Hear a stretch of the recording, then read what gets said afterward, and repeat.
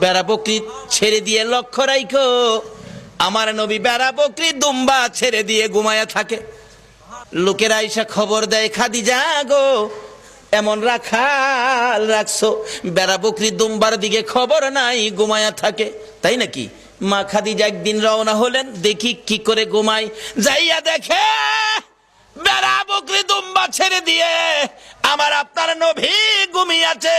বড় বড় অজগর সাপ এসে নবীজির মাথার উপর ফনা ধরে ছায়া দিতেছে।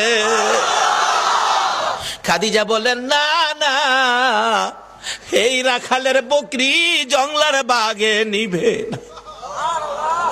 খাদিজা বাড়ির দিকে যায় আর ফিরা ফিরা চায়, এটা কেমন রাখাল রে? এই রাখাল তো সাধারণ কোনো মানুষ নয়। খাদিজা চিনে ফেলেছে। বেড়া বকরি দুম্বা নিয়ে বাড়িতে আসতে বলো আমার রাখালকে। আমার নবী দুপুর বেলায় বেড়া বকরি দুম্বা নিয়ে বাড়িতে রওনা হলে খাদিজা বাংলা রুমে বসে বসে দেখে, এটা কেমন রাখাল রে?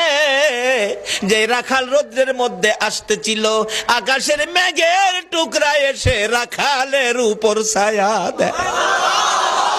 খাদিজা বলেন, মাবুদ মাবুদ রে, এটা কেমন রাখাল আমার বাড়িতে?